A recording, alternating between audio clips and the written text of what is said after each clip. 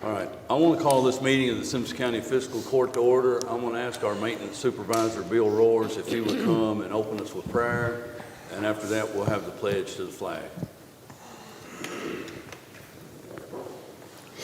Let us pray together. Father, we thank you so much that we can come before you this morning. We thank you for the day that you have given us, Lord. We thank you for the opportunity we have now to serve the community and serve those around us, Lord, with the business of the county. Father, we pray that we do a good job in everything that we do in this matter. Lord, we thank you for your grace and your mercy and your love for us each and every day. Lord, we ask this morning that you would be with the families of the victims of the shooting in Chicago. Lord, we pray that you would be near to them, and Father, I just pray that you would give wisdom from all the authorities, that there would be some way that some wisdom would be used in how they go after all this, and they try to make it better and a better situation for everybody. Lord, we just thank you. We thank you so much that you love us, and that your grace and your mercy sustains us each and every day when we fail you, and we know that we fail you many times every day. But we're thankful for your grace. Lord, we thank you and we praise you in Christ's name. Amen. Amen.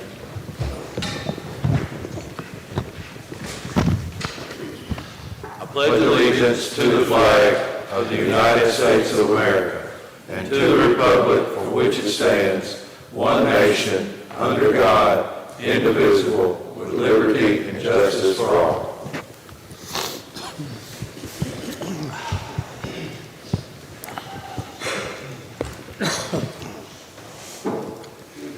All right, first item on the agenda, if you had an opportunity to review the minutes of our June 21st regular court meeting, we just need a motion and a second to approve those minutes. So much. Got a motion by Marty. Second. Second by Nate. Any question or discussion? All in favor, aye? Aye. Any opposed? That motion carries. Next, gentlemen, is we have to approve the CPI increase, the additional 2% for the magistrate, coroner, and county attorney. If y'all recall, we vote on this, and we voted on the first three, but then we talked about the additional, but there never was an official vote. So for auditing purposes, we have to have an actual vote and a record in the minutes of that action. So that'd be a total of 5%. 5, yes. So moved. Okay, got a motion by Myron. Second. Second by Scott. Any question or discussion? All in favor, aye? Aye. Any opposed? That motion carries.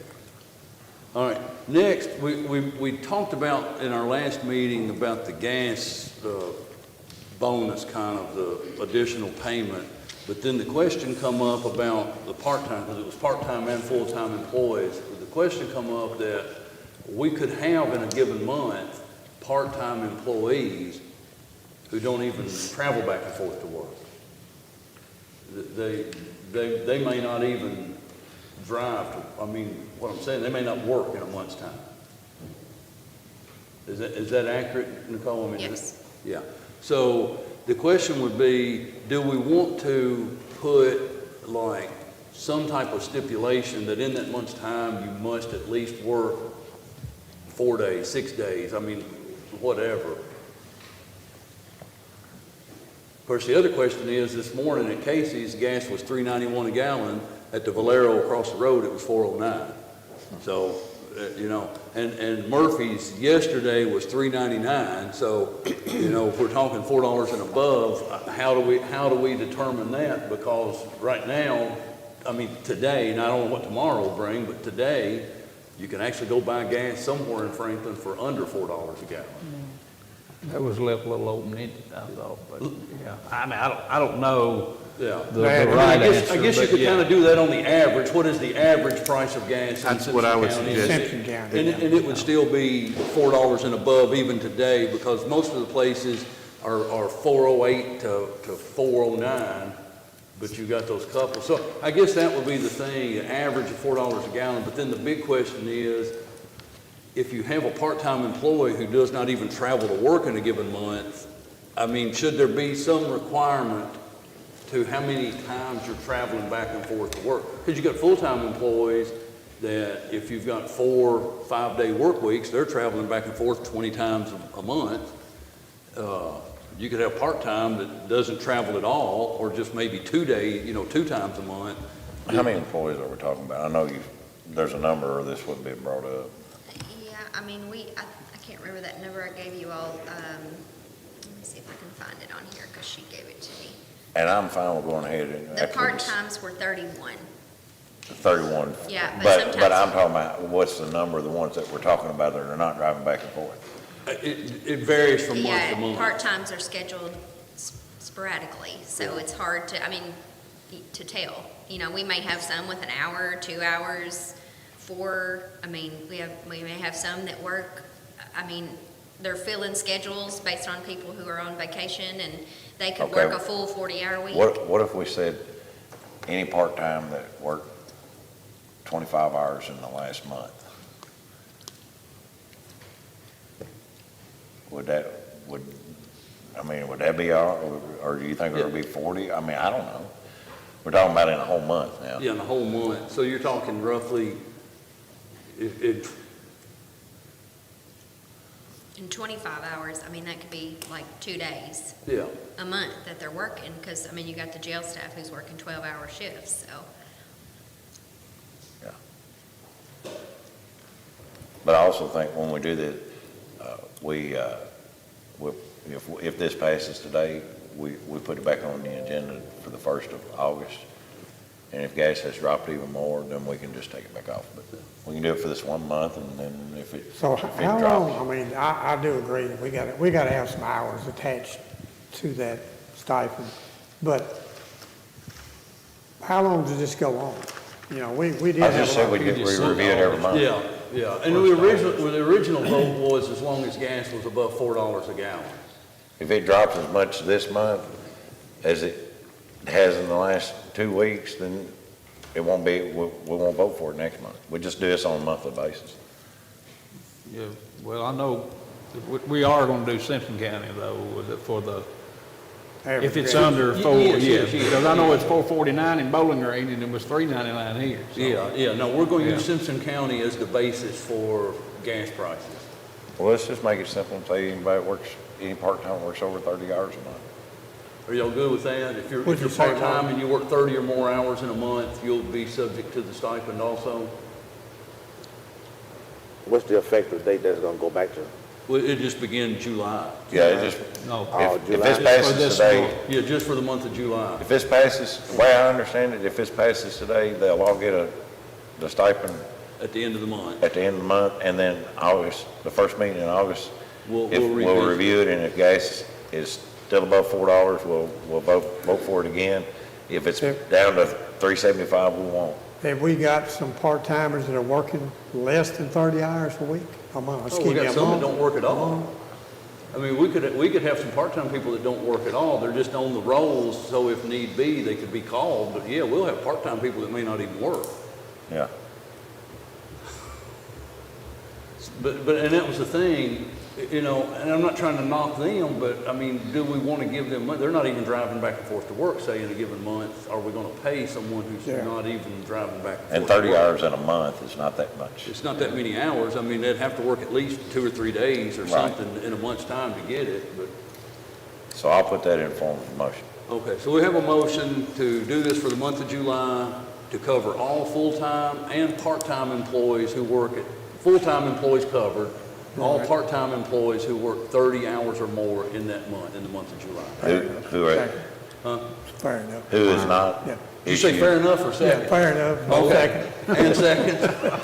who is not issued a county on Yeah, vehicle? and still the stipulation, if you're not issued a county-owned vehicle. And like you said, we'll look at this month by month. Yeah.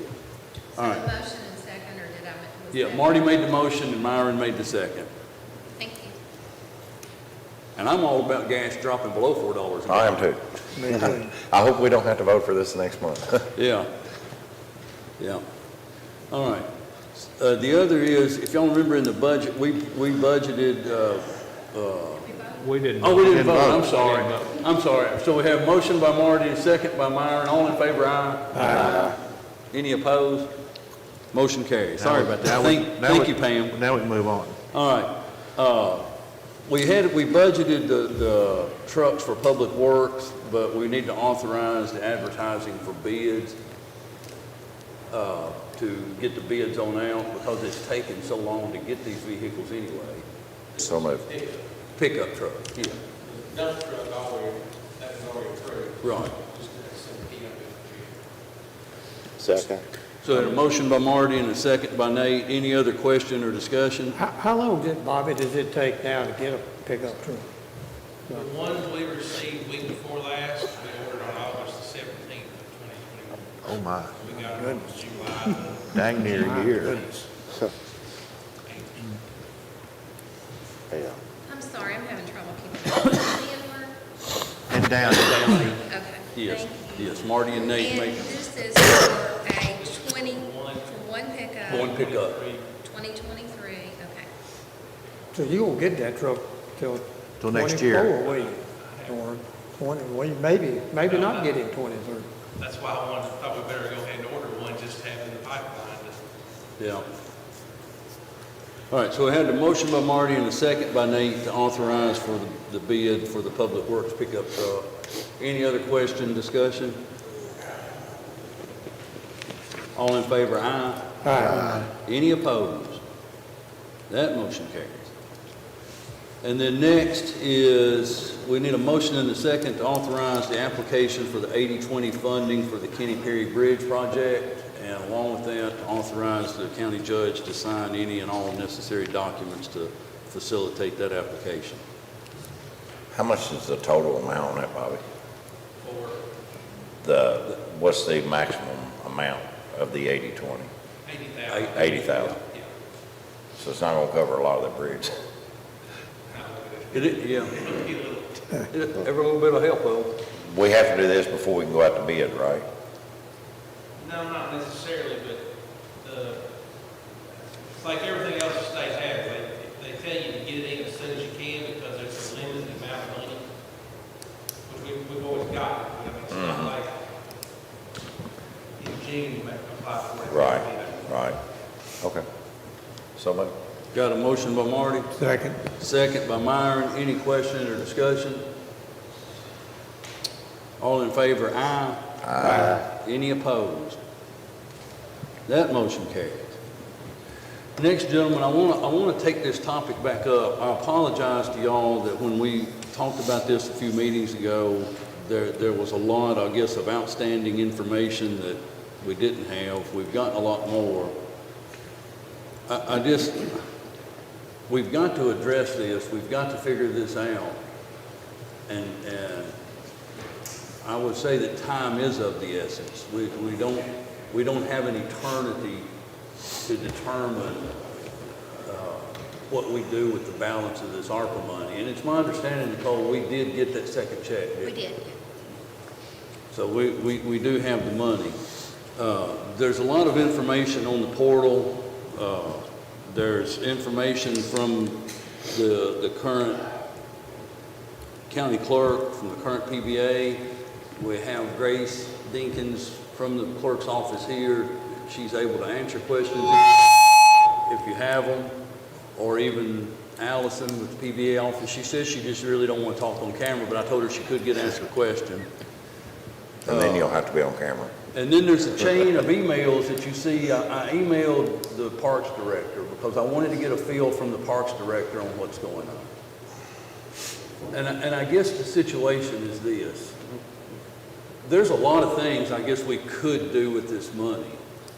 My thoughts are, we've all said, I have heard every man that's sitting behind this desk, except for the counselor, but he didn't have a say in this anyway, so he wouldn't have a reason to voice this. But I've heard every man that's sitting behind this desk say, we don't want to spend another penny on that building. Well, I've learned, we talked a lot about the e-filing in the last meeting. I have learned since that the e-filing has nothing at all to do with how many paper documents they have to keep. It doesn't change. Great, does it change the amount of paper documents that you have to keep in store? No. So we're not alleviating any document space by the e-filing. Y'all see the pictures, if you've got you see the pictures of how it's going. Myron, I think you've been over there and done electrical work, haven't you? Yeah, not some of the things I see in this pictures, but I do have one question. No, I didn't say Yeah. you've done the things that we see No. in the pictures, but you've been over there. Yeah, and some of this stuff is left over when Franklin Bank moved out. Some of this stuff could be cleaned up. My only question I have is, do I want to spend, well, it's not I'll make a statement and a question. Yes, I have made a statement that I didn't want to spend any money on that building. But now, that's aside of just regular maintenance. You know, if we elected to build a new clerk's office today and the air conditioner goes out, we still got to put it AC. So my question is why hasn't some of these things that I see here, why has that been directed to our maintenance director? Some of this stuff right here is maintenance issues. And haven't they been addressed? Especially with my heating upstairs. Now downstairs is fine. Upstairs, it was. Do you mind? Because, I mean, the problem is, and I didn't realize this, but there are a lot of people, and I'll say a little prayer for you, Allison, that you won't be. It's fine. But there are a lot of people that watch these videos, and then they say, well, we couldn't hear what they were saying out there. Right. I am grateful, being the PVA, that you all provide me with a place. I mean, you have to, but it's a nice place. It is spacious. It is kind of cut up in there. Well, it's a lot. I don't even have a private office because if you come up the back steps, which some people don't want to use the elevator, they come up the back steps, you have to go through the private office to get to the front where we are. So I really don't have a private office. We need a conference area when we have the Board of Tax Appeals, or if someone wants to come in and talk to me privately, I can shut off the room, but then no one can use the steps. It's kind of a strange thing, but that wasn't made for offices up there. It was mainly for storage. We do have storage up there. Got a lot of filing cabinets, but you got to think everybody in Simpson County that owns real estate has a card. Some of them have 2 or 3 or 4 or 5, depending on if they've got a farm. So we've got filing cabinets, and with the exponential growth that we've had here, we need more filing cabinets, and I'm afraid we're going to wind up on top of them downstairs if we put any more. They're heavy, very heavy. I did put new flooring down. We were all kind of sickly a lot. It had carpet in there, and it was very old. I did paint the paneling. That paneling that had been in there for however many years. I did paint it, have it painted too. Made it brighter in there, made it better working condition. I did do a little bit more to the tiny, tiny bathroom we had. Nothing had been done to it for years. It was leaking and all kinds of stuff. So I did pay the money out of my budget to do all that. Didn't ask for anything. The air conditioning system is, right now, well, what was it, 2 weeks ago? Last week the humidity wasn't that bad. 2 weeks ago it was 83 up there while we were sitting there. Very hot, very uncomfortable. People that walk up went, oh my goodness, what are you, well, the air's on. And I have addressed this, and I have told him, and it's tried to be fixed. I don't know if we need a new system. I don't know exactly. But the back of the office is a lot warmer than the front. The front is a little bit cooler, maybe 2 degrees. But when it gets that temperature, it's very uncomfortable to work. I don't know if everybody knows, we house 100% of all of the vehicle assessments and 100% of the personal property assessments, which are in form of tangible personal property tax returns. So we have to keep those on file for 7 years for everybody that files one of those. So that's more drawer space that has to be had. And then we house all of the real estate assessments there. I can work there. I have worked there. I've worked there for several years. It's just, if there's any way we could do something different, I think it would be best. I'm not taking anything away from the park. Love the park, know Lisa very well. I'm just giving my aspect from being upstairs over there. And but we've got to have something done with the air conditioning system. Everybody's tried to fix it over the years. The years I've been there, everybody's tried, and it works fine for a month or so, and then here we go again. We have to keep those records for the tax rolls, the boat tax roll, the vehicle tax roll, and the, our property tax roll. We have those are kept, those are permanent records. We're supposed to give them to the clerk. They have no room. Then those are in turn given to the county judge. There's no room over here. So we've been giving them, along with following the protocol there. The History Center's been taking them, but no, they're going to run out of space too one day, because there's no way to keep. They've got a lot of tax rolls, but it's like What is books. the mandate? There's a mandate in June of '23 that's going to be that everybody, every county in the state of Kentucky is going to have to comply as far as electronic filing, or I don't say filing, but Do you want to address that, Grace? That's nothing to do with the PBA office. Yeah, but Allison, how long do you? You can't keep paper files forever. There's never be a structure big enough. How often do you purge this stuff? well, every 7 years for the tangibles. The other records are permanent. So there's no possible way that can be done electronically. Well, maybe if I have enough. I'm just asking. I don't know. I'm just. Maybe, these files, the History Center, now when we remapped years ago, the History Center got all those old cards, but then we had new cards to replace those. With all the new subdivisions and stuff, you're talking, 121 in one folder here, 121 lots. And then it just keeps growing. And we could probably put those electronically, but the information on there, you can't put that in a computer very well. You can, but it's not the same. I could probably do that, but I don't have the manpower to do that either. We're trying to keep up with all of the building and the assessing, and I've got to turn my report in this week so you all can get your numbers. That's all the districts are going to get their numbers hopefully by next week, so you can set tax rates. And Myron, to address the comments you made, and I understand what you're saying, but I think that was a given. When I said that every one of us have said we don't want to spend money on that building, I think it was a given that, yes, we absolutely, if there is an absolute maintenance need, we're not going to just ignore it. But as far as like trying to rehabilitate or remodel that building, there's just nothing else we can do in there. But quite a bit of this information that's been forwarded to us is, in my opinion, it's not creating space. These are maintenance issues that they should have been addressed.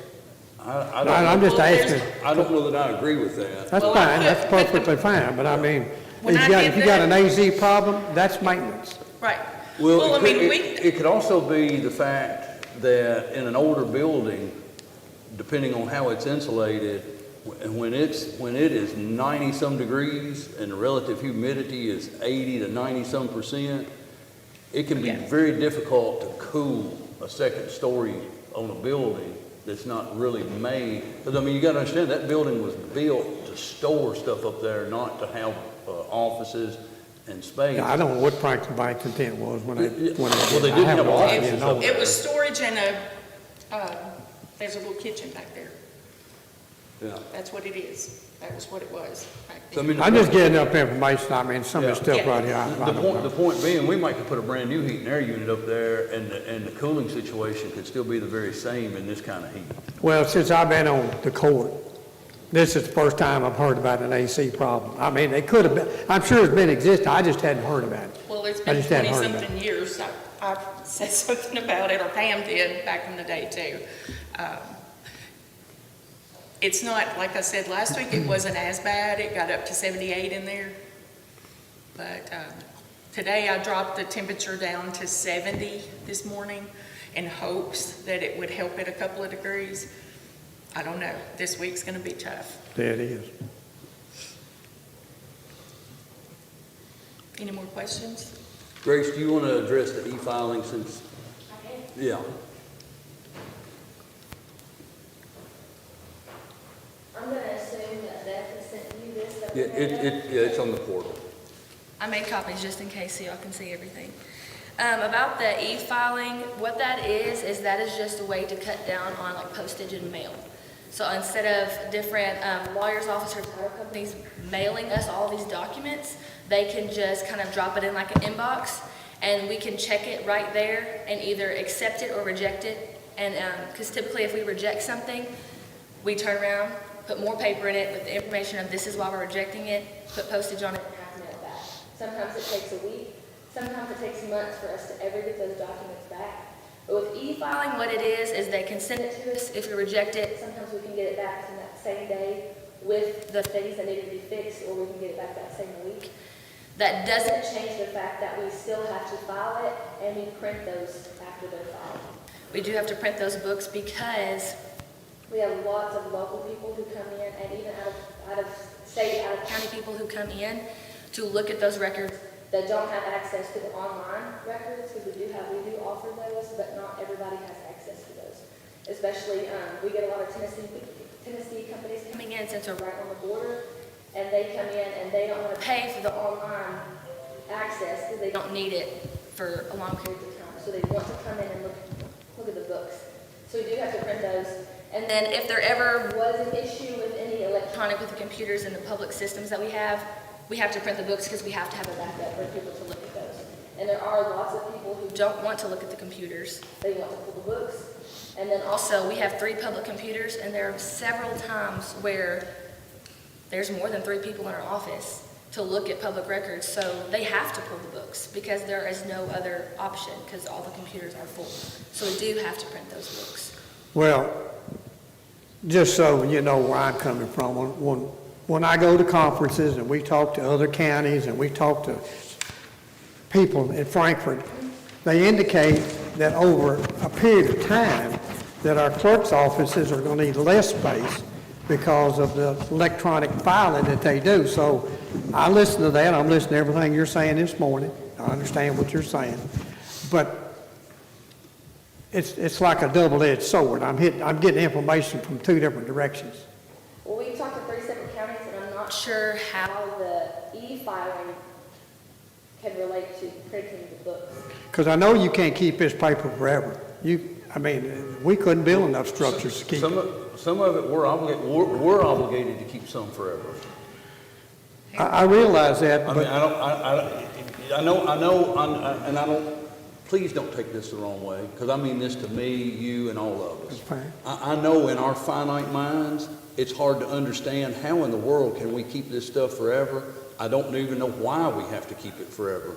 But I think even our clerk and treasurer will tell you, we are obligated statutorily to keep certain documents forever. certain documents. Yes. Payroll Okay. documents. We have 26 pay periods a year, and it's a file that's about this thick. But like you said, you're right, certain documents. Yeah, but you think about a 200-plus year history, and who knows how long time's going. I mean, it's going to add up. I mean, the collecting of documents and the maintaining of paper records is never going away completely.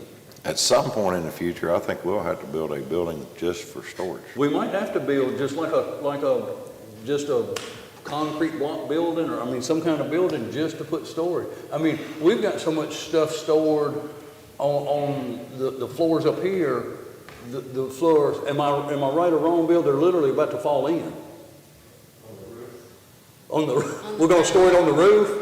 No, we have so many documents stored in some of these rooms, like on the 3rd floor. Here? Yes. Yeah, I don't let people go up there Yeah, I mean, I mean, Yeah, come away from the walls. and here's another situation. So why do we have electronic filing? I mean, why we have She that? just told, it's transfer of information back and forth between their offices and the state so that they're not having to actually spend postage. Well, I mailing guess back I've and been totally lost out than what we've been hearing since I've been on the court about, everybody's aware of the amount of space it takes to handle paper. I thought we did that here. Didn't we get some type Yeah, of I mean, there are electronic? some files that we can electronic, and we've already started that with, and of course, it's gonna take us forever, because we can only do it on our free time. But, we have already started, and we've eliminated some so far, but now there are some that we cannot eliminate as far as payroll goes. We cannot, those files are permanent. Yeah, with our documents, we can't eliminate anything because it's all public knowledge, excuse me, and it all deals with property. It's not just deeds and mortgages, but it's any and all types of liens, stuff from the state. It's not just limited to just deeds and mortgages, and I think that sometimes most people they don't know that. So we can't just not record it because it's got to be public knowledge for everyone. And there are still people who come in and they pull in the very, very old mortgage books that are mortgages book 30. We're currently in 520. And it's because they're so old, they have to go back and look at them and see, because back then they did stuff a little bit differently, and see if it's been released. So people still look at those old books, so we have to keep them because they still look at those. And they still have to be accessible. So, I mean, guys, I guess here's the question. We do have it's a lot of responsibility. It's a good and a bad. The whole ARPA thing is a good and a bad. It's good to have the money, but the bad thing is it causes, I will say, some situations, I guess, kind of like what we're dealing with and facing right now. And that is, how do we determine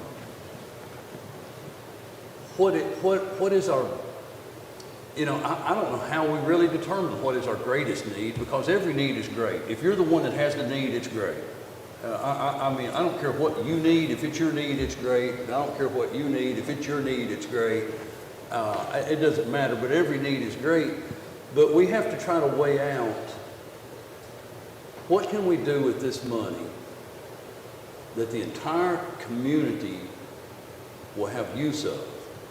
And if you own a vehicle, if you get married, if you have property, everyone in this county will use these facilities, which is practically going to be everybody, because if you live here, you're either going to probably own property, own a vehicle, or get married at some point.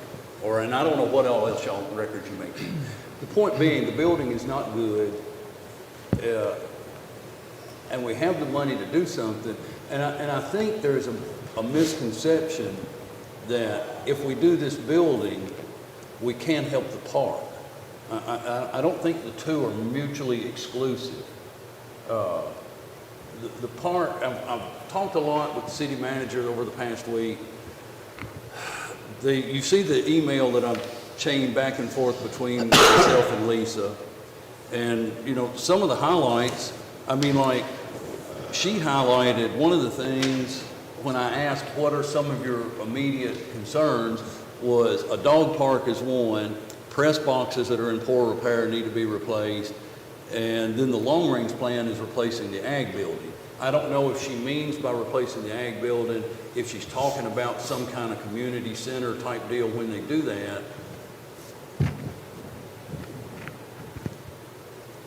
But the point being, they're getting this thing done. It could be another year before they even get their stuff to where they even know what they want to do. And then we're sitting here 6 months away from the deadline of what we do with ARPA funding. But the money with Kentucky Downs is coming. Now, I understand that there are clauses and phrases in that state that depending on their revenue and so on and so forth, that money could be cut. But it's also at the discretion of, I guess, basically the city. I was just glad they included me in that meeting where we went and talked. The $250,000 that they're giving out, we're the ones that determine where that $250,000 went. And we determined that the lion's share of that money every year would go to the park. So $150,000 a year for 20 years, and the other $100,000 is being split between the African American Heritage, Renaissance, there's two other entities, there's four other entities that's each receiving $25,000 a year. And so you take a look at, well, if Kentucky Downs has their revenue down and they have to cut, I got bad news for all of us. If that Kentucky Downs parking lot starts emptying out, the economy's going to be so bad that we're not going to afford to do anything anyway. I mean, you drove by did any of you happen to drive by over the weekend out there? I mean, I drove gas, $4 a gallon or whatever. That parking lot was packed. I mean, I don't think it matters. I asked the city manager, I said, if the county were to agree to annually, over the next 20 years while this contract with the Downs is on, if the county would agree to put in an additional $50,000 to $75,000 a year, do you think the city would agree to do the same? And his response was, I think they would in a heartbeat. So and we would have the money. I mean, simply, you heard the PVA talk about the exponential growth we're experiencing. I mean, just by adding 1,000 buildings over the last couple of years, our property tax rolls alone. No, I'm not talking about increasing tax rates. I'm just talking about you've added 1,000 more payers to your property tax rates roll. We easily can generate the extra 50 to 75,000. Then I also asked Kenton, and of course Marty would have more experience with this than any of us, because I don't think this has happened in the 3.5 years since the ones of us have been on here, but I think it's probably happened prior to that, is if the park wants to do a project that, say, cost a couple of $1 million, and they've got these contracts, we've put the extra money in, they've got this contract where they're getting this money from Kentucky Downs, but they need to do this project and they need to bond it, could the city and the county sign on that bond to have that, before they would have the ability to get that money? And I felt like we could. I felt like this group of people would agree to do that. And I felt like and Kenton feels like the city would. Has that ever happened before? I mean, has the county ever signed a bond? We've done that for the extension office when they were going to build on the farmer's market. We've helped out the historical society by helping them on their projects over there. It absolutely can be done. 2 meetings ago when we talked about this, I've been saying for a while we need a new clerk's building over there. And then the issue of the building at the park was brought up. The way I see it, we can do both. We have the money to build the clerk's building, and I will reiterate again, if we don't get something done quick, fast, and in a hurry, we're not going to be able to do either with this money, because this money is on a timeline. And so if we try to wait until a building is designed at the park and they studied and find out what their needs are, it's going to be past the time that we have to have this money allocated. So I still say we should build the clerk's building. 2 things that hasn't even been brought up: we will have a building for sale that we can use the money out, the proceeds out of that to help with either this project or help with the park project. I would be agreeable if we'd done it to let every bit of the money that comes from the sale of that building hand it to the park. Another issue that hadn't been brought up, and you all didn't bring it up, but the parking in front of that building is horrible. When we talked about moving the clerk's office and the PVA over here to the courthouse a few years ago, we were just, talking about that, and the issue got brought up of, if you move it in the courthouse, people have to walk a long ways to it, and it's hard for handicap accessible. Same way over there, if somebody is in a wheelchair, they have to go to the center, to be able to get up on the sidewalk over there. This new building will be updated. It will be handicap Level accessible, entrance. it'll be everything it needs to be, and you'll be able to park right in front of the building. And so that's an issue that wasn't brought up. I've, just a couple months ago when the election was, one of the things I campaigned on was doing things at the park. And because I still believe we need to promote our park, because a lot of people moving into this area, that's one of the first things they look at. But we have the ability to do both. We have the ability to build this clerk's building and do improvements at the park. And by building this clerk's building, or building this building with this ARPA money, we're not borrowing any money. We're using all that. I mean, you won't have to have a bond. And so that ups our bond rating and ups our ability to bond even more if we've got another building that's paid for. But I think, when Jim Henderson was judge executive and they sold the land out here at Exit 6 when the Garvins had it, and I was on the road coming back from North Carolina, and he called me and said, we have an opportunity to buy this land out here for, I think it was $5,000 or $6,000 an acre to buy the whole thing, which was high at the time. About the whole county. And I told him, I said, if we have the ability to buy that land for that, we should buy it, because in a few years, everybody, I think we really did good, and you can look at what's built out there in that industrial park now. So in 20 years from now, I would think that people would say they did a really good thing by building this building, because I guarantee in 20 years, that building over there will not work. But in 20 years, we'll have one down here that will. I'm in favor of doing it, but I'm only one vote on this court.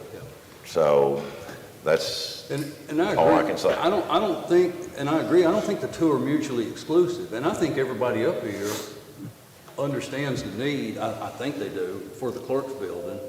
And I also think that everyone up here understands the need and the desire to help the park, grow the park, make it better. I just don't think the two are mutually exclusive. But I think if we're talking about the $2 million roughly of the ARPA funding, where it should go, I feel like we need to obligate it to the clerk's building, then we can obligate other monies to the park along with what they're getting from the downs. And we're able to do both.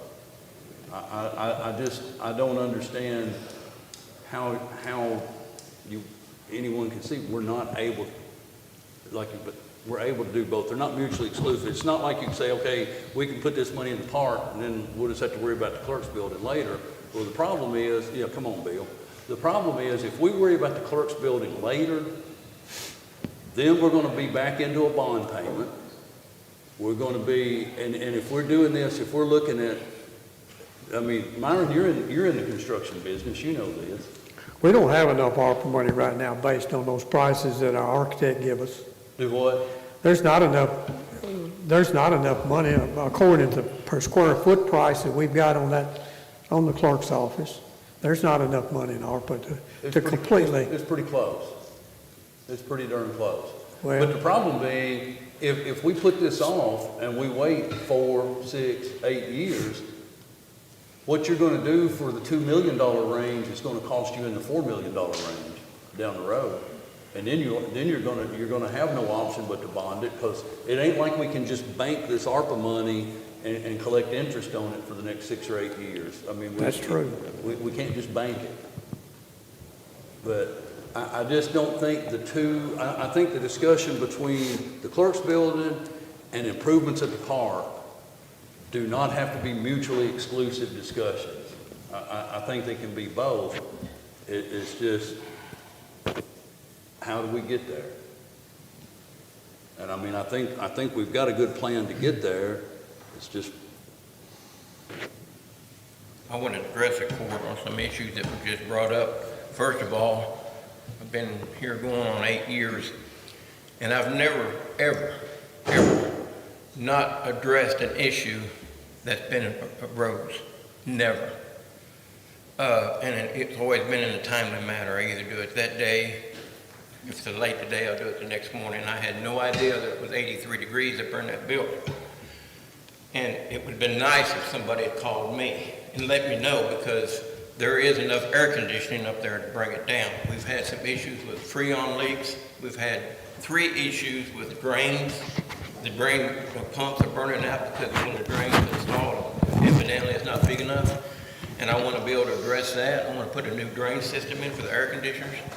And then the other issue is Mr. Thurman says that the things that were listed here were maintenance issues, and it would have been nice, really nice, if I had seen a copy of this so I could address them. If they're maintenance issues, I need to see them. All this talk and all this about the building and what we're going to build, nobody's asked me what kind of shape the building's over there. I've been under it, I've been on top of it, I've been everywhere. Yes. But, you know, we're going by what they come over and talk about their storage and what they've done, and everything they've done has been things for cosmetic purposes. Yes, the wiring is, there's nothing wrong with the wiring, it just needs to be cleaned up. And some of the piggyback breakers taken out probably have a lot of wires that run all over that building and don't go anywhere. They need probably been changing that, but that's not going to affect the building. You know, nobody, does anybody know that there's a water issue on the west side of that building? I do. I went up underneath there and the ledgers were rotted out because the water, everybody thinks that that little jewelry building is attached to it. It's not attached to it. There's a 3-foot gap in there and there's no roof over it. So trash and water has been going in there ever since the little jewelry store has been made. So we got a major water infiltration on the west side of that building because there's nowhere for it to drain. So where's it go? It goes into our building. And it rotted out our ledgers, and that's what we had to put it all new in there when Mr. Kivett come up and redid that floor.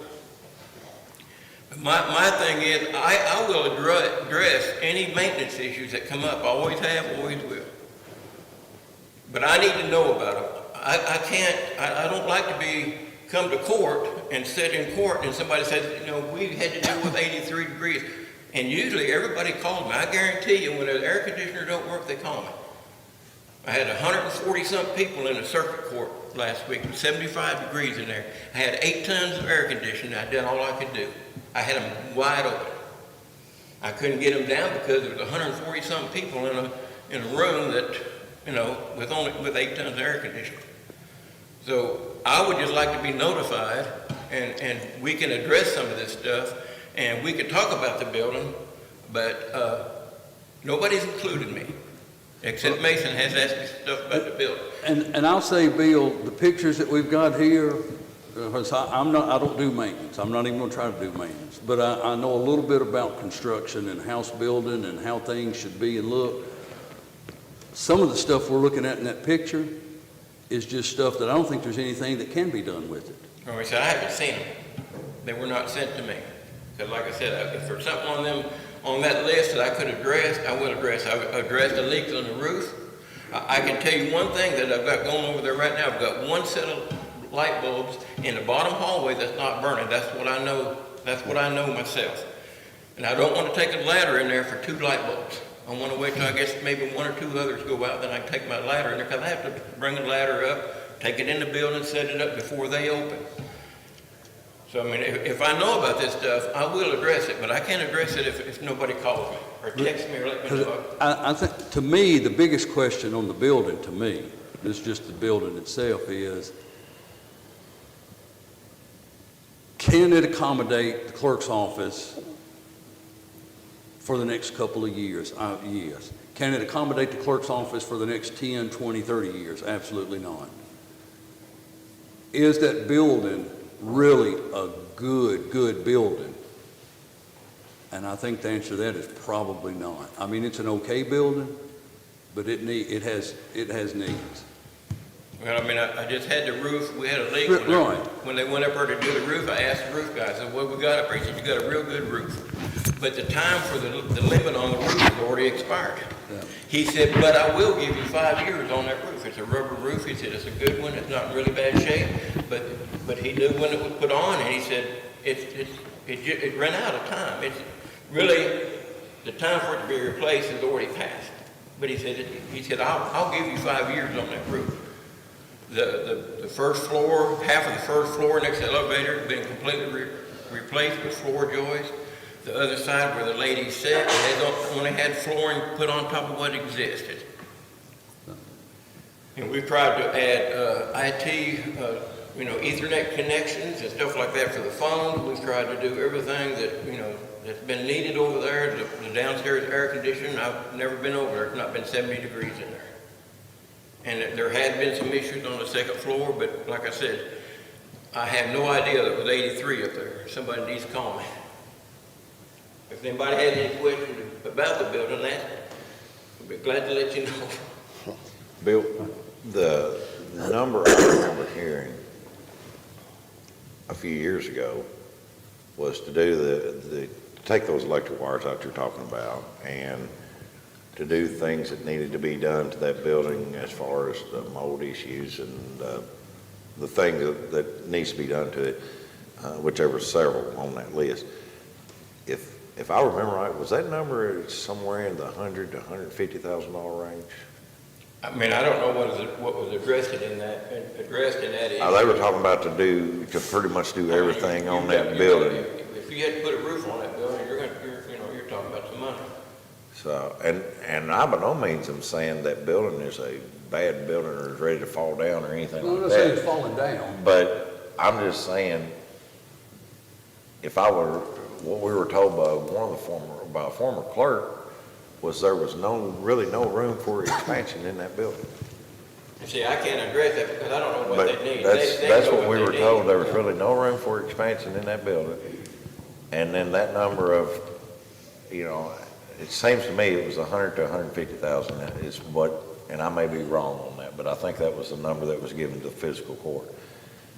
And at that time we said, before we would spend $150,000 on that building, we would put $150,000 towards a new building. Yeah. And then sell that building and then have an updated building that would be more suitable for the future of what a clerk and PBA needed to be. Grace, how long have you worked at the clerk's office? It'll be 2 years on Thursday. 2 years. How much have you seen added document-wise during your 2 years? We go through a mortgage book about every 2 weeks, and that's it's 800 pages. Every 2 weeks? Yes, sir. Because that counts that's just when they refinance or then when you buy a new house. That's just the mortgage books. That's So not you're talking counting about everything. 1,600 pages in a month, roughly? Just on mortgages. Just on a Just mortgage on book. mortgages? Mhm. Holy moly.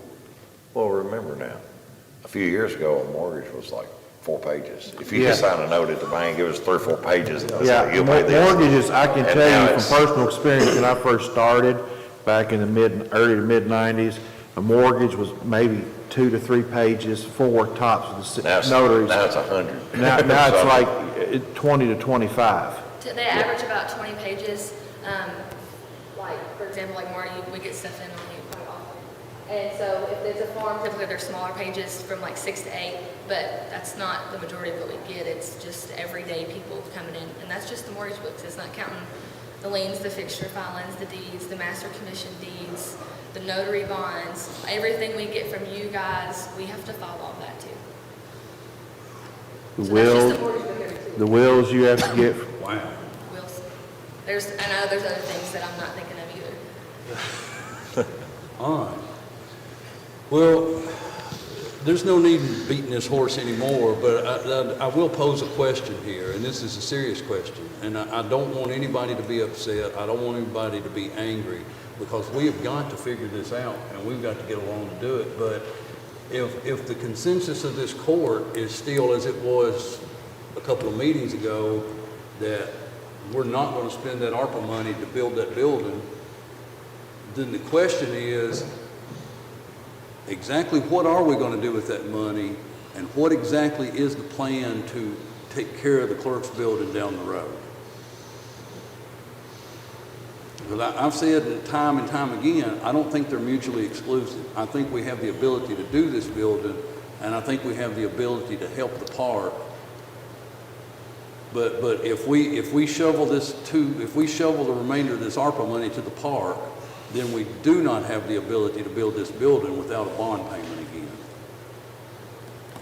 And the And I park, would prefer not to saddle the taxpayers with another bond payment after jumping out of the one with the big one on the jail right now. and the park will still get the money, And- because we can't take the money that the man is obligated to the park or dedicated to the park and use it to build a Clark's building with. No. It goes to the park. Absolutely. So, I mean, that's just a question. I'm not saying you have to answer it in here today, but I do need an answer in a fairly timely manner, is if we're not going to do it that way, then what is the plan for that money? And then what is the plan for the clerk's building down the road?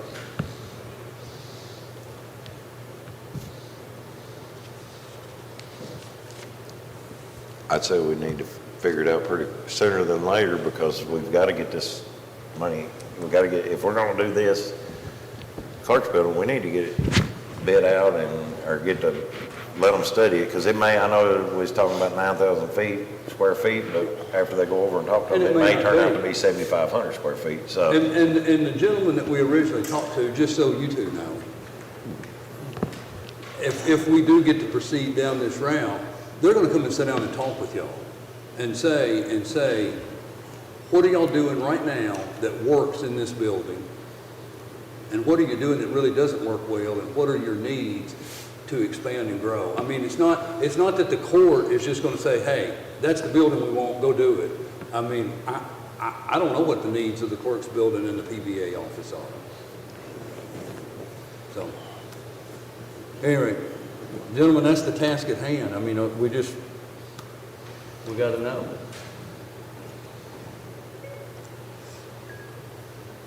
I did ask RJ, and I hope everybody finds this as humorous as I do, they probably won't. I did ask RJ, was the ARPA money like the CARES Act money, subject to the discretion of the county judge or the entire court? And he said, well, obviously, if you do anything, the court needs to vote on it. I said, yeah. But, you know, the CARES money was strictly at the discretion of the county judge, but we didn't. Anyway. All right. Anybody else have a question, comment, concern? I'll be glad to make another motion if it'll get seconded and voted on. Do what? I said I'll be glad to make another motion if it'll get a second and get voted on.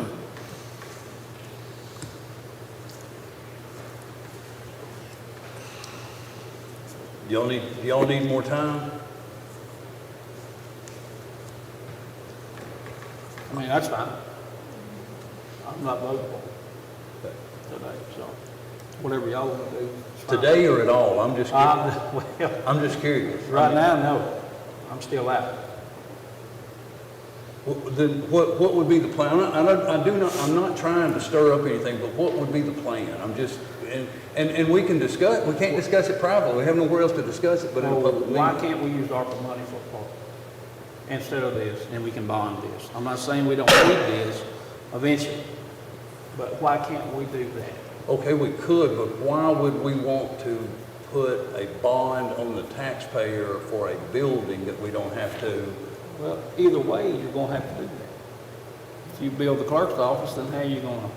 Because the park, over the next 20 years, is going to receive that $3 million from. Possible. I think, I like their chances. They also, if we would be willing to agree to put in another 50 or 75,000, possibly even another 100,000, and the city does the same, you're anywhere from another million to $2 or $3 million over the same. So I mean, they could eventually end up over that time period with $5-6 million to do what they need to do. And yes, you would be spending that $50,000, $75,000, whatever, a year on a bond payment. On the park out of taxpayer money, but you're not obligating yourself to a 30-year bond. I mean this with all respect, Scott. I really do mean this with all respect. I do not understand the thinking there. I don't understand why you would want to put all of the money in the park with the contract that's in place and then turn around and make a bond payment on building the clerk's building. I don't, and if they are one and the same, then why would it make a difference? It don't make, that's what I'm saying. Then Well, then let's just put it on the park. When is the deadline on this ARPA money? We have to, December 24.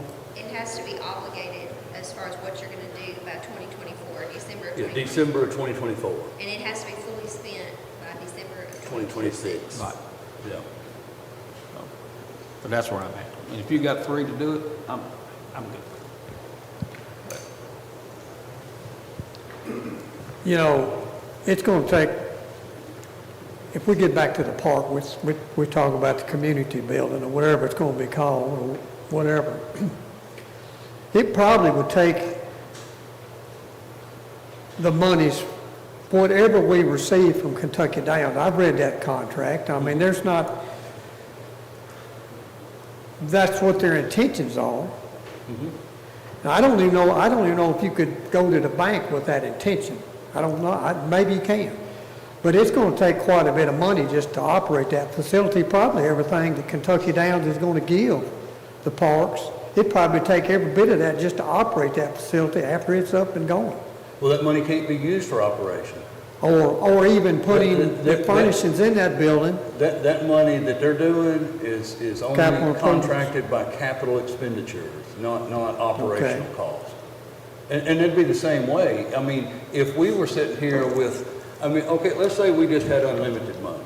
Let's just suppose for a minute that we just had more money and we knew what to do with, and we said, we're gonna build the first building, and we're gonna spend another 2 or 3 or 4 million or whatever doing something at the park.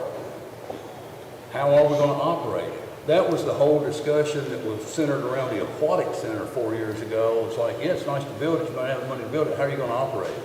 How are you gonna run it? I mean, the one thing about the clerk's building, we don't necessarily have to worry about how we're gonna operate it because they're bringing in an excess revenue. I mean, we don't have to worry about that. But the extra 50 to 75,000, we'll go back to those numbers, the extra 50 to 75,000, they'll have to be used to operate that facility. They'll have to be. I mean, at some point, there will have to be something done to operate, and I mean. I was kind of neutral in this right here. I don't mean this bad either, but I mean, here's something that, and I hear this a lot, and this is a tall task for us to figure out. I hear all the time, I want to safeguard our small town feel, but I want everything that Bowling Green and Nashville has. I mean, so you can't have it both ways. You can't say, I want to protect the small town feel, but I want all the amenities. And if you start comparing what we're able to do in Simpson County with what they're able to do in Warren County with 7 times the population, I mean, there's not even a comparison. I mean, there's no way to compare what happens in a community that's 7 times bigger than Simpson County. I mean, if we had Warren County's revenue, would be one thing, but to get Warren County's revenue, we've got to have the Warren County's population, and we don't have it. If you get 10% of the people of Warren County to support something, you've basically got the whole population of Simpson County doing it. Right. You know. Of course, since this has been brought up, I've had not a great deal of calls, but a few calls, just asking what's on our minds. So I've kind of done a little poll. It's not accurate, but it's a poll. When I asked the public, what do they think their needs are? It's hands down of a community building at the park, hands down. I mean, there's no discussion. I'm sure it is, absolutely, but they have no realization of how much they actually use the clerk's building and what the purpose and function of the clerk's building is. I'd be shocked if a clerk's building would be used more than a community building. I'd be shocked. I'd be shocked. I mean, we're like 15, 16,000 cars or restorations, and I mean, I'm just telling you what's been relayed to me. Just okay? about everybody in the county annually has to use the clerk's and/or PVA's office for legal stuff. I've been keeping my mouth shut, and I'm sorry I can't hold my peace any longer. But I'm just saying, from a legal standpoint, I'm telling you, just about everybody in the county uses that office. Maybe not little kids, but their parents sure do. Not everybody in the county accesses the park. Well, Now, you can say, they go there, and I'm not against the park, but what I'm saying is, and I think you brought this up last time, Judge, if you ask people, do you want broccoli or do you want ice cream? Well, everybody's going to want the ice cream, but what they need is the broccoli, and it's not just giving, part of being on this body is doing what needs to be done, not necessarily what everybody wants to be done. And they're not always mutually exclusive. But I'm telling you, everybody in the county, whether they want to or not, uses that services of the clerk and the PVA every year. Not everybody accesses the park. So I'm just saying, I think, as I said, they have to use the services of the clerk and the PVA. They're required to, but in compliance with the law and the statutes. So it's not like they want to, they're required to. Like, we're required to use the services of the Revenue Cabinet in the Commonwealth of Kentucky, and we're required services of the Internal Revenue Service for the federal government. So, and no one wants to not, it suits me fine to get rid of the IRS, but that's not, I imagine I'd be a popular guy. My position would be very popular. So, but that's not the way it goes. So, I mean, I'm all for the park. I want the park. I love the park. My kids use the park. The Rotary Club has a pavilion there. We go out there. Grew up going to horse shows out there, going to the county fair. Played a little ball out there. What I'm saying is, if you're balancing what's necessary, that's necessary. And I know you don't. I understand that's probably an unpopular opinion, but that's the way it is. And I go back to what you said, one thing you said there, Sam, and that's they're not mutually exclusive. I don't want Scott, Myron, Nate, whoever, or anyone listening on camera, I don't want anyone to think that I do not want to help improve the park. I absolutely want to help improve the park. I think what we should do, though, is let the new director get this, whatever she's working on now, get that done, and let her drive that bus instead of us driving that bus.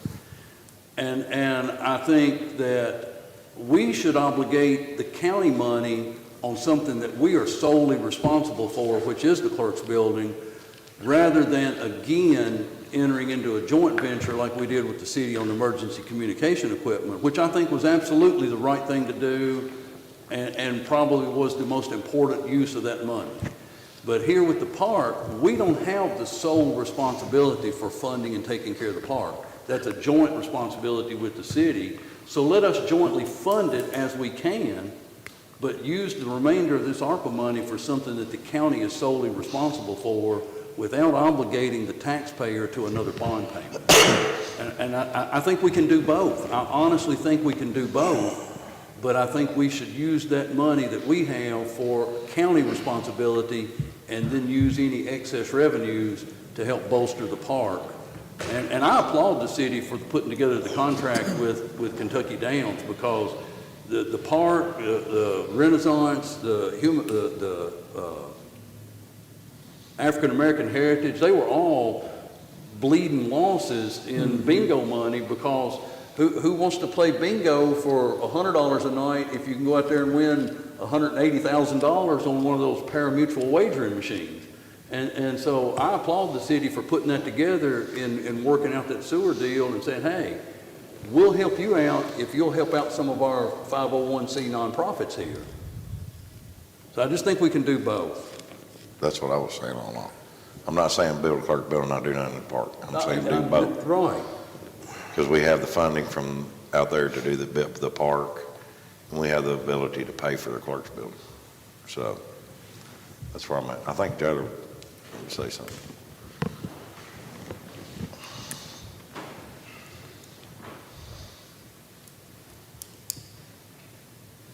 Guys, this is merely a suggestion. I've talked to a lot of the county employees, went to the Kentucky Jailers Association meeting about 3 weeks ago, heard some of the things that were going on in other counties around us. Matter of fact, going to the Governor's Local Issues Conference coming up, I'm going to be asking some questions up there myself to see what other counties are doing. And I'm not speaking on behalf of the elected officials in this town. I'm speaking on behalf of your county full-time employees. I would like for you to consider, you're talking about what we're to do with the ARPA money and this, that, and the other. I know Berrien County, they gave not their elected officials, they gave their full-time county employees a $2,500 bonus out of that ARPA money. Warren County gave their full-time employees, and I know we were talking about you can't compare Bowling Green to Franklin. So I'm sitting here thinking, well, can't do that. We're getting close to half. But they gave their employees, each employee, full-time employee, with the exception of elected officials, $5,000. Now, I want to say thank you to each and every one of you on behalf of the employees for giving the 7% raise, okay? I'm telling each and every one of you at that table, thank you. Inflation went up 8%. We gave 7%. That doesn't even, they're still in the hole. Thank you for the $50, the suggestion, Marty. Appreciate that. That helps a little bit. But if it drops below, we didn't help it. You know what I'm saying?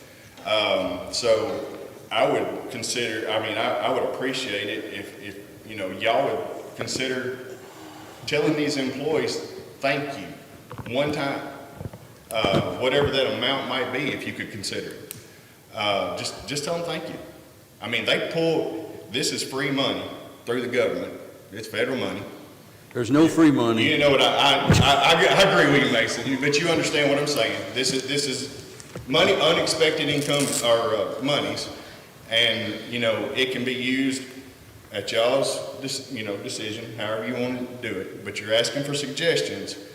Me listening to our employees, our fire department, our sheriff's department, our jail, our county works department, Well, hold up a second, because you mentioned a department there that won't even qualify.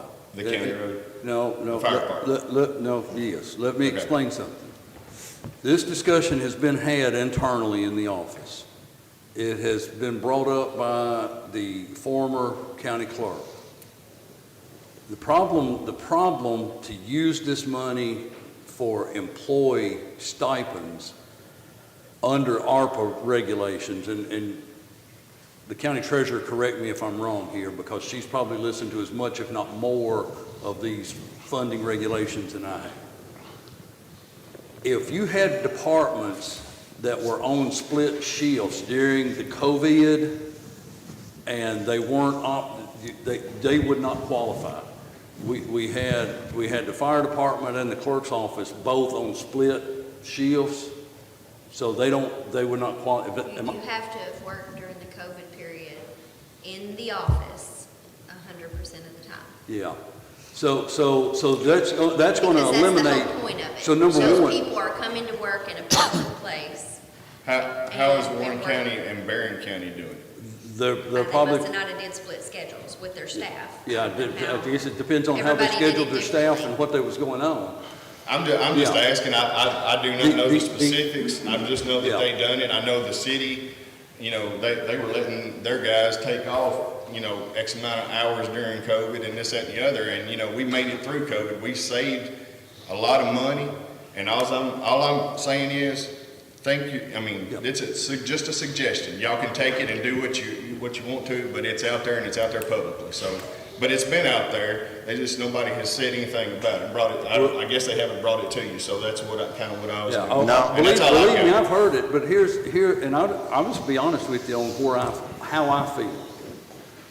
I love our employees, and it takes, and I've said this time and time again, every position is important, but every position is not equal.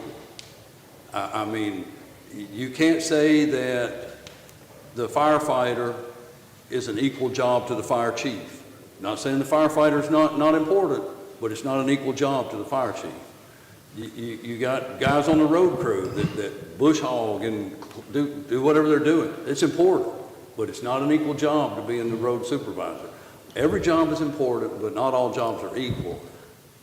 I just feel like, as the county judge, I feel like this ARPA money should be used in a manner that will benefit the entire community, not just a group of people, because our employees weren't the only employees that were still grinding and working all through the COVID and having to do what they done. And there is no ARPA money to give the other 10,000 people in the county that worked every day an ARPA bonus.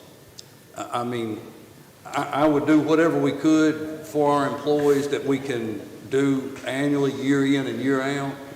I just don't know how good I feel about doing that. And then we really would have to examine back to, if we had people on split shifts and they weren't working in the office the entire time, I don't think they really qualify. So to answer how, and I know some of the other counties are doing exactly what you're talking about, I'm not sure how they're getting around that, or maybe they're excluding some of the departments that were on split shift. I don't know.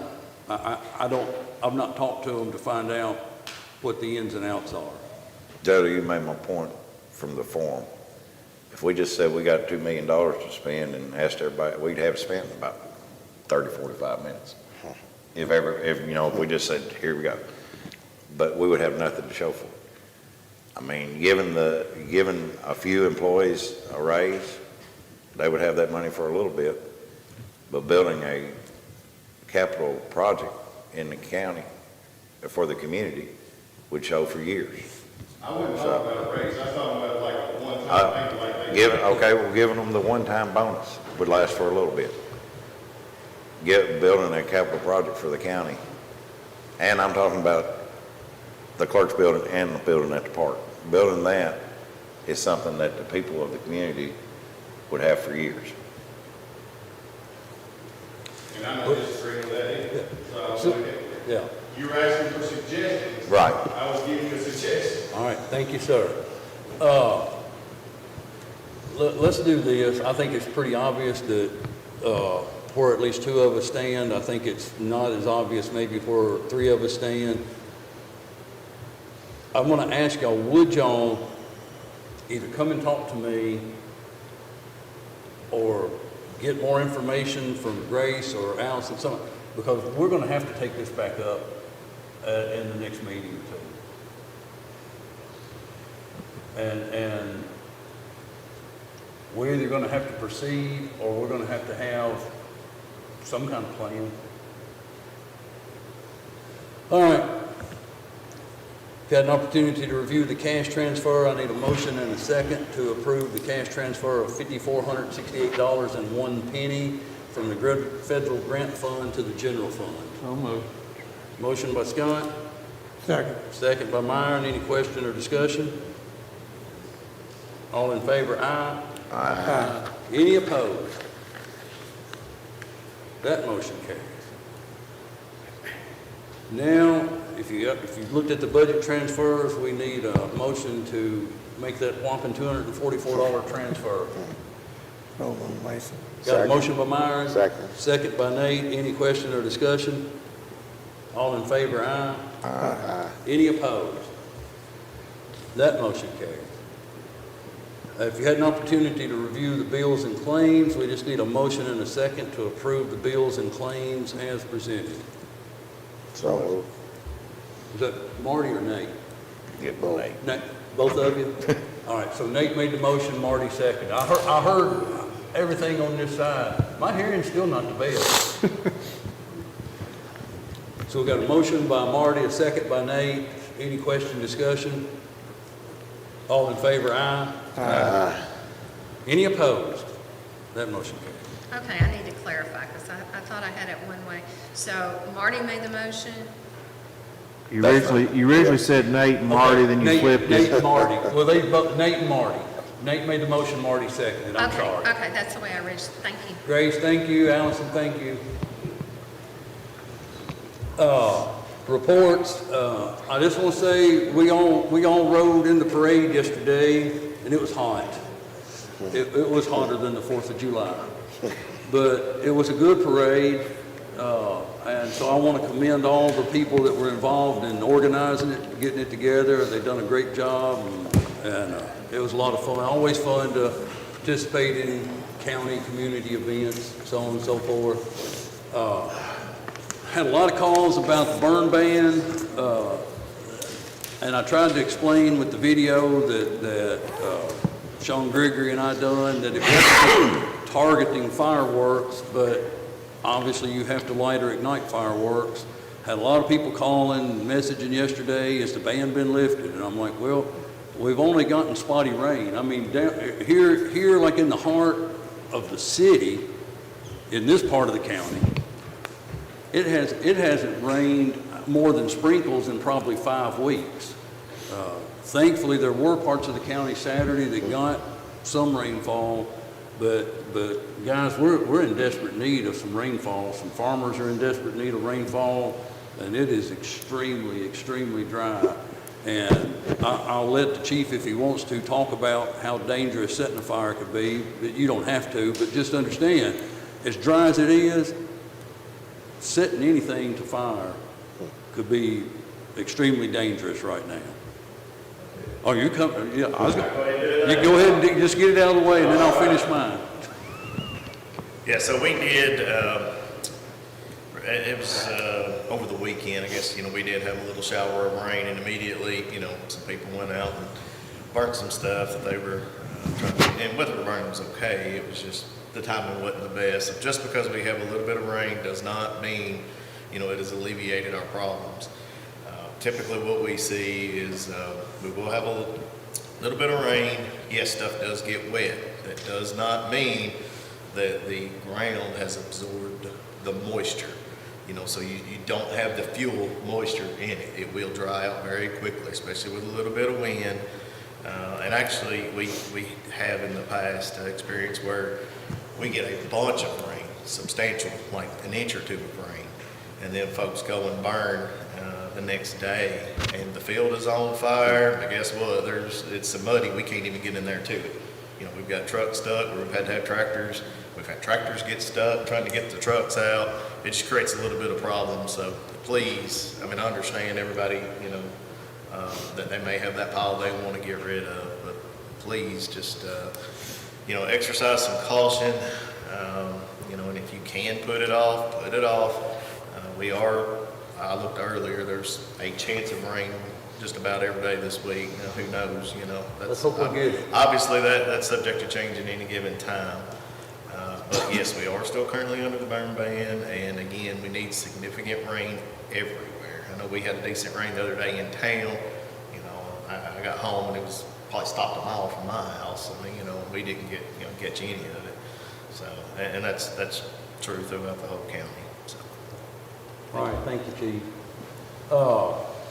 Also, I'll get more information on this as we get there, but I got an email from KSP talking about how much more our 911 services are about to cost us. So I'm wanting to sit down with them and have a conversation and a discussion about that. But as it sits at this moment, they're saying that it's going to be nearly $300,000 in addition to the the cell phone fees, and we're currently paying how much? $190, $179. My computer's not working today for some reason, so. We're currently not paying anywhere near $300,000. But, so I sent them back an email and said, hey, could we have a meeting later this week, just discuss all this? So maybe I'll have some more information at the next meeting. I'm sure, I know the landlines have dropped, but they won't give us the numbers on the, Well, they claim, in this thing here, they claim that this $186,370 is what they're getting in cell phone revenue. But based on the 2011 numbers that we had, that was almost $130,000, it's hard for me to believe that they've only increased $50,000 in 11 years. But, I don't know, we'll see. That's all I've got. Myron, you have anything? No report. Scott? No. Nate? Well, just with the Parks and Rec, your master plan will be going forward from now since the city has agreed, just like we did, on the 36,000 to put towards it. So now that master plan will be going into effect, and we should be hearing something here in the near future as far as what's going to become of it. Okay. And that's all I have. All right, thank you. Marty? we had a few friends over Saturday night for a little cookout. I just appreciate everybody coming out, and we'll have it again next year. Just asked everybody to be safe, and I'm glad everybody made it through the weekend okay. Counselor? I've said more than enough. Sheriff? No report, but I will do the executive session. Okay. Jailer? I just want to revisit that part-time deal that we didn't talk about. We said we talked about it in this meeting.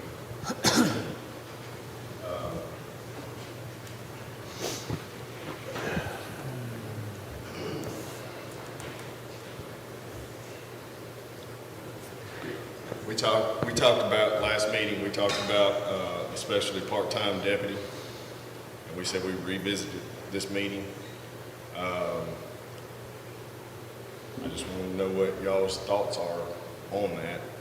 And we're going to be able to 1099 it, or can't, I mean, y'all voted for a part-time blanket. Well, we still got to get these contracts redone. That's another thing I was fixing to bring up. That we currently have in place. And I really think there's going to have to be an insurance component to that somehow. What about a part-time salary minimum? Because we're already doing one like that. I mean, just here's the thing, and I mean, of course, obviously anyone on this sitting right here right now can make a motion. But the way that our budget is currently put together, there cannot be a change in any salary or number without there being an amendment to that budget. Right. In the past, and Marty is the one that verifies this, because I always look at him every time I ask about this. If it's in our budget and we can pay for it, do what you gotta do. And he says that on camera. And we've done that for years since Henderson was here. So if we couldn't do it back, I'm just asking. Yeah, my point being, the salary numbers are, what's in the budget reflects the part-time hourly rate. So to make that change would require a budget amendment.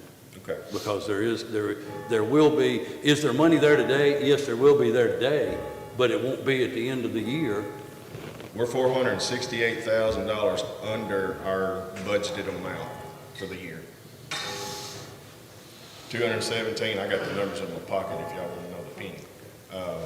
But I mean, we're well under what we budgeted for this year. We finished up $468,000 and some change, 827. Well, we budgeted a little over 900,000 transferring in. We transferred in about 700,000. So then you got about 200 and some thousand in the House Bill 558 or 58, whatever that number is. It hasn't been transferred, I think's what it is, and then we carried over 247. Right. Does that sound right? Right. So about $500,000 going into this year that we didn't use money in this budget, and plus going over. I'm asking for $3,500. And it might save us 25,000. So I just want you to consider. I mean, I understand, and I appreciate what you're doing. I really do. But I think you and I have different budget philosophies. We do. In that, if you budget to transfer in 900,000 and you only transfer in 700,000, you didn't save $200,000. You still transferred in. You're still $700,000 needing to operate. If you save $200,000, then we would have transferred in nothing. I mean, the budget, what got transferred in may be less than what was budgeted, but there's still no budget surplus there. Right. I get what you're saying. Yeah. And I could go in to explain it to the public, my side of it, but it's gonna take a minute and I don't get into a match. So I'm just asking for something simple. That's all I'm asking for. It can be principle. We have a lot of principles that happen in this town at convenient times. I just want to know, I'm asking for something simple. The other part of it is we need to figure out if this can't happen or if this has to be this way, then I've got a huge issue with these other contracted people. And if I let those contracted people go, all this extra money that's coming in on these $1,000 every time they complete a course, these extra $1,000 that are coming in, that's going to go away too, because I can't get them where they need to be. And there's a lot of money coming in. But somehow, counselor, the contracted people, because if you're contract labor, you cannot, we're not paying work comp in on contracted labor. No. And they're inside the building. Yeah. So we got an issue that needs to be fixed right now, or everything stops. All this extra stuff is going to stop because I can't do it. But and here's the thing, I don't know how to fix that's on. But if you can fix that, then we can fix this $3,500 request too, at the same time. But that part's a different component. That part would have to be a motion by the court to do so. However we need to do it. I'm asking y'all at the court, please make the decision so I know what I need to do, because I'm telling you, if we don't get something done real quick, I will stop the other part. And I'm not saying that in a vindictive way. It's to protect the county. But when you protect the county, you've got issues or things that are going on that are bringing in money, which is keeping us down at no contributions from the court. Do you see what I'm saying? So what you're saying is if we don't vote to let you pay one No. person $25 an hour. No. Now let me finish. Okay. What you just said, if you don't get this $3,500, which is to pay one person $25 an hour when everybody else is getting paid $15, you're gonna stop all the other programs. Is that what you know? Wait just a minute. I'm just asking you. You put a spin on it, and Marty, I'm gonna tell you straight up, and I don't want to call names out. But if this is the issue, the 1099s, if it's an issue, these people are working inside the building, so the liability's there, right? No different than the $3,500. The other part of it is, if it's that big of a concern, which now that since it's been brought up, it is a concern. But if we don't figure out a way to put them on the liability insurance, they can't do their jobs. We can't have them on liability insurance on a 1099. They have to provide their own insurance. That's the whole, is that not right, Counselor? And no more than we're paying them. I don't know of one person that can afford to do that. Which is that's where the flip side of it is. You're going to have people that are qualified to do this, these extracurriculars, which is generating money. I'm not being vindictive. I'm just telling you, if this is where we're at. Y'all brought it to light. I didn't. Right. And it's a concern. So I don't know what to do. But there's a lot of money that they are doing that is bringing money into the court, which is offsetting the cost of the taxpayers. Those classes are directly benefit inmates. Yes, sir. Pay for it out of commissary. We do. Pay for the insurance out of commissary. You're draining the commissary to where there ain't gonna be none, and I'm already obligated $200-something thousand to the court right now. You're talking about buying a private insurance policy? I don't know the solution to this. That's what I'm saying. This has opened up a can. I don't know. Yeah, because now, based on what you just said, you'll cut down on some of the programs. Now we're gonna have lost revenue. So now, Eric, it's getting out of hand. I mean, we got a budget based on the information you brought us as far as those programs, and now we potentially gonna lose revenue. But I don't think, So- I understand what you said, and I hear what Myron said, but listen to me a minute. I don't think your request for the one part-time employee, let's put that on the side. It's over there. Go ahead. Let's put that on the side. Let's talk about the issue that has been brought up. Because even if this court says, you know what, we voted on the budget, this is what we put in the budget, that's not gonna change. Just because that doesn't change, doesn't mean these programs have to end. No, we gotta accommodate what the issue has come to light now.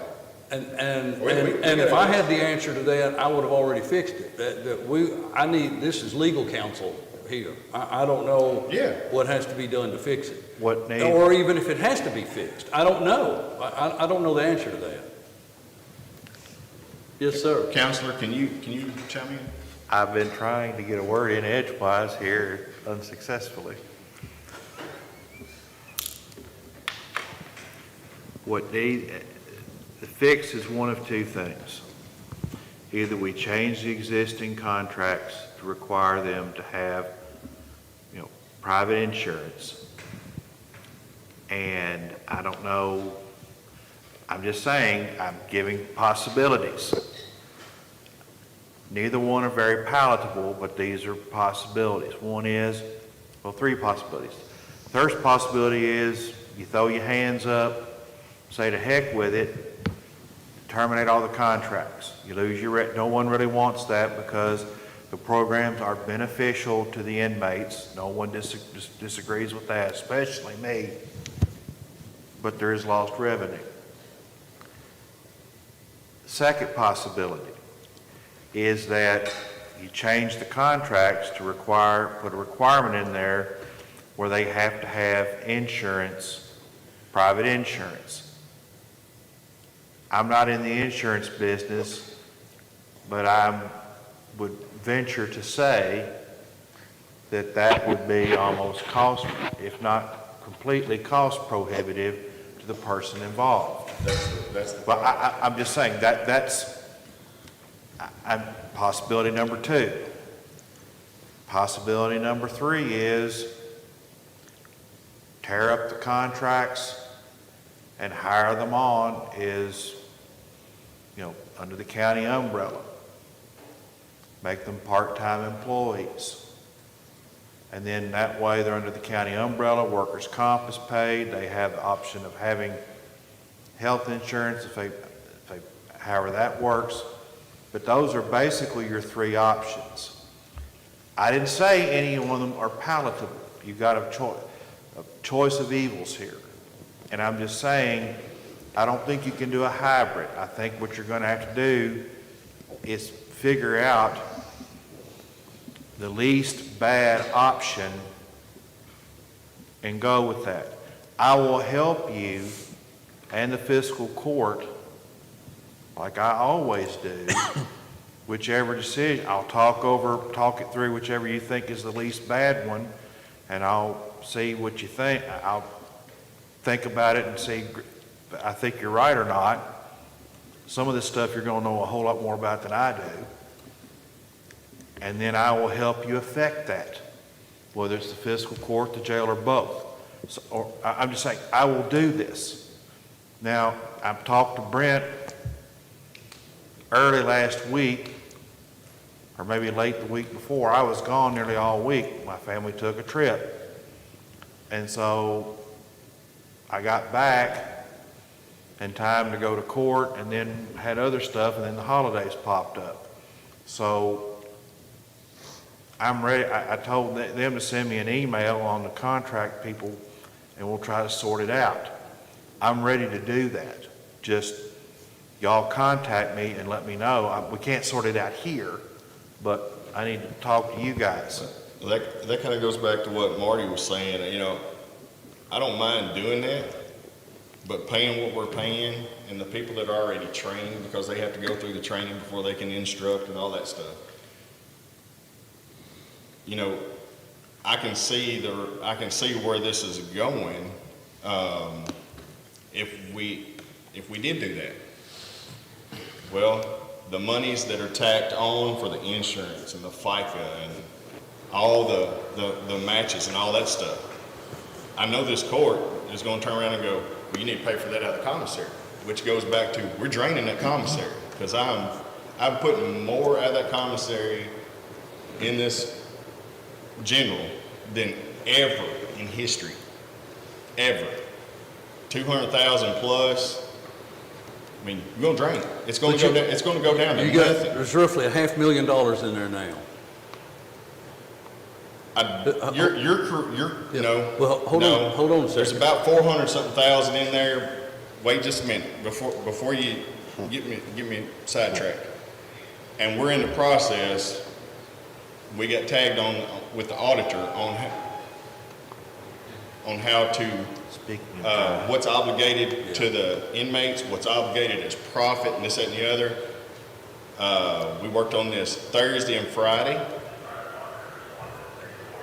We're still in clarifications of what we can spend and what for and why because of auditor restrictions. So I'm not going to comment on that. So don't. And we're right on the total amount. Right. The 400. Yeah. But 200 of it is going into the general. Like, here's the thing, and Jailer, I'm not looking for a fight. I'm not going to give you one. But think about this. You're currently covering the cost of these contracts out of the commissary, correct? So even if they were brought on as part-time salary people for the current contract price they have, and the cost associated with that had to be taken out of the commissary to cover all that. I mean, roughly in the neighborhood of anywhere from a low of $15,000 up to $30,000 a year is being spent out of the commissary buying other goods for the inmates that could be used for this necessity rather than these luxuries. So I mean, I don't see how you'd be depleting it if you just shifted the money from one area to the next. I mean,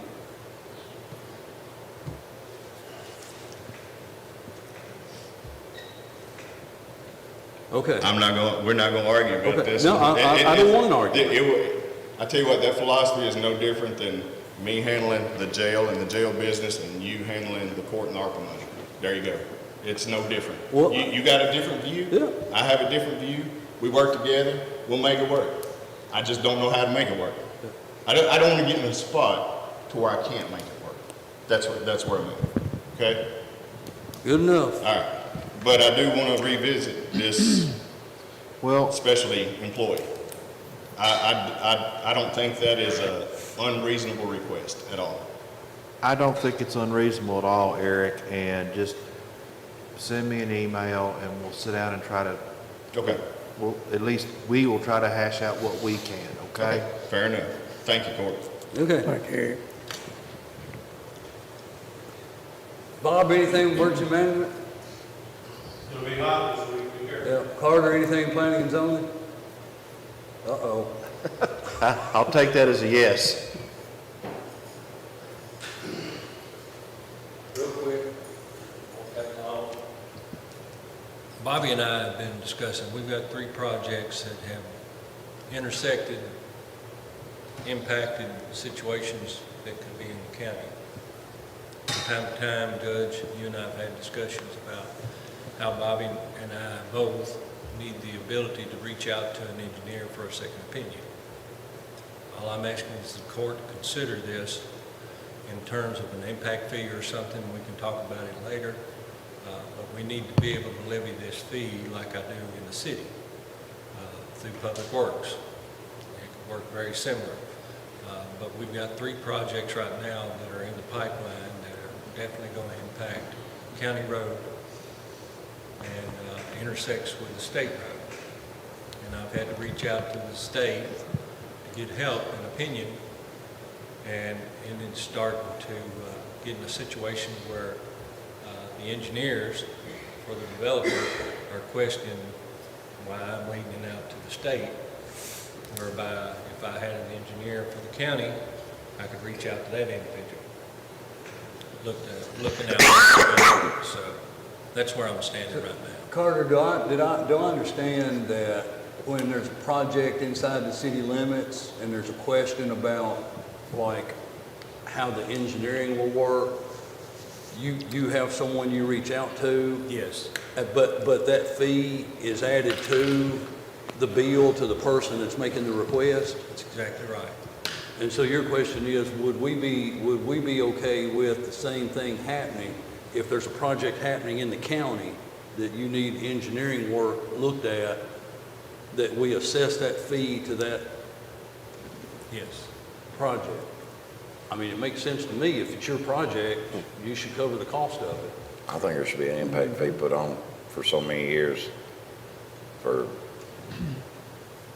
if we have to do road improvements or anything in that area too, if it's a major project like that. But I don't know how you could do that, but. Do you have any insight or input you want to share with this? Yeah, I mean, gathering information is helpful, so that's, yeah.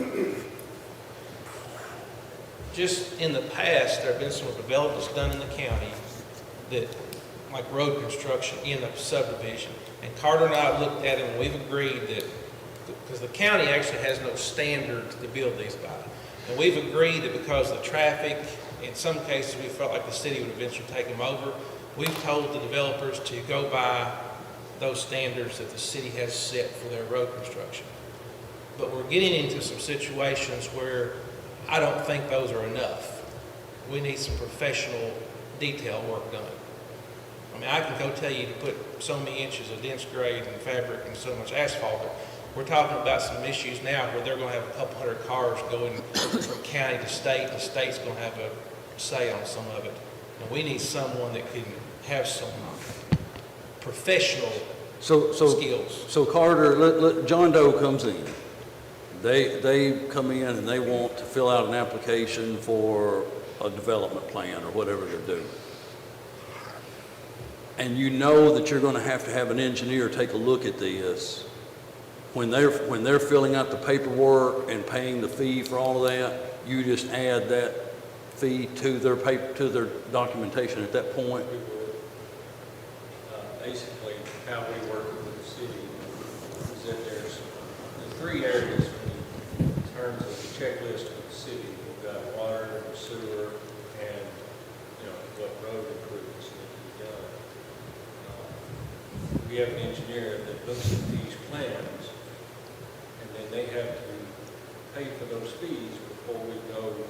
Well, they got to pay for them before we ever get to a final approval through the plan zone on the project.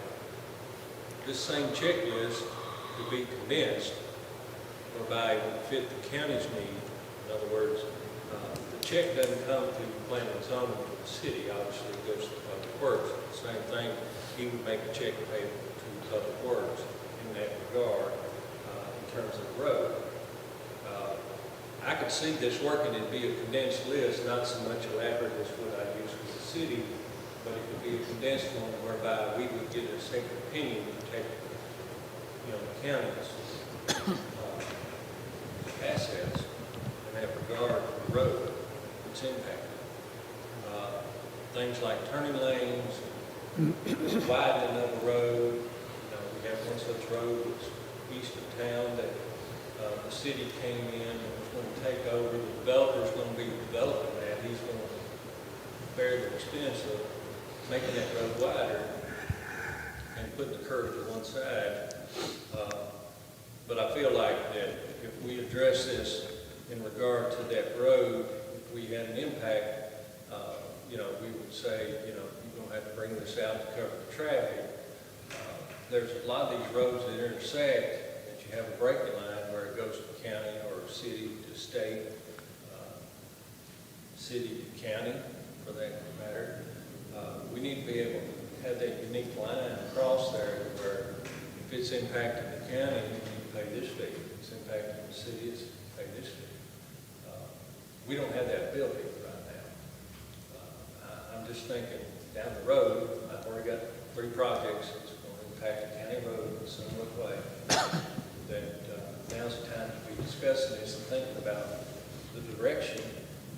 A simple phone call to an engineer and forwarded these development plans to them for feedback. We can take that whole inventory list of the feedback and apply it to the development plan and say, these things need to be answered. So, Counselor, would this simply be if the court wants to give the P&Z administrator the ability to contact, or the public works director the ability to contact an engineer as part of someone's development plan that they're coming in, and us assess that fee to that developer or whatever on that development plan? Is that just simply a vote of the court that Well, I'm just wondering, do we need, with the city, did y'all have, I'm guessing since we have joint planning and zoning regs, you didn't have to amend the regs to do that with the city, right? Well, I do it through Public Works. Okay. My development plan routine is developed with Public Works. Chris Clyde and I have that built in. So, but I'm just saying, there's not been a change to planning and zoning regs to do that. Okay. so this would work the same through our public works? That's, the answer to your question is yes. I just want to make sure there wasn't something we'd do through planning and zoning. One other thing you might, a little bit more detail on what he's talking about on the plans. I've already in the past, the city's engineer that comes out there contracted with, I've met with him a time or two where there's been some off of city property where some water issues and things, and those are maybe not as much as what he's talking about when the project's being developed, but after the development's already there. So I kind of would like us to think about too, having some kind of agreement with that engineer, if we want to use the same one, which I think you would, that we can at least have some way to contact for some backup, information and things we do. Because sometimes this happens after the development, but during the process maybe. Right. I mean, you want to follow up. I think you can do that through a action of the fiscal court. You basically have a motion a second and you pass it, you can do that. I was just making sure we didn't have to go through the process of changing planning and zoning regs. But your answer to your question is correct. You just need to figure out what exactly you're... So the motion would be to allow our public works road supervisor, public works director, road supervisor, and planning and zoning administrator. Go ahead. Would we want to, if we want to use that same engineer, would we need to kind of have that discussion with him up front before we, It might not be a bad idea. Maybe we table this to the next meeting to allow you all an opportunity to just talk. put some information together on how it would all really work and go together. And go with him and make sure the engineer's okay with what you're proposing, and y'all both worked with this guy. You're both good with it. And then you come back next meeting, we bring it up, and we can take action then if that's okay. To your point about the infrastructure, though, there are some communities that it's kind of like Sam says, sometimes you have to do what's right and maybe what's popular, but there are some communities that have that built into every development process, where it's might be a small amount for a home, but it's a more sizable amount for development, and that's what that's for, is to offset some of these costs that we're going to have to see. So Put that money that's a whole different in the road fund. subject, but just to think about, there are communities that do that. So. All right. Well, y'all talk with the engineer and get all the information. We'll get that figured out. Bill, anything else, Bobby, with road? Bill, anything with maintenance? All right. So I got to get into this drawer, Sam. Oh Lord, it's gonna be a long meeting. So I need to have a motion and a second for executive session, KRS 61.810,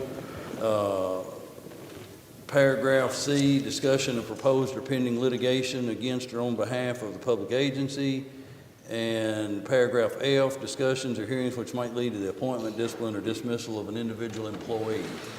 So moved. Got a motion by Marty and a second by Nate. Any question, discussion? All in favor, aye? Aye. Any opposed?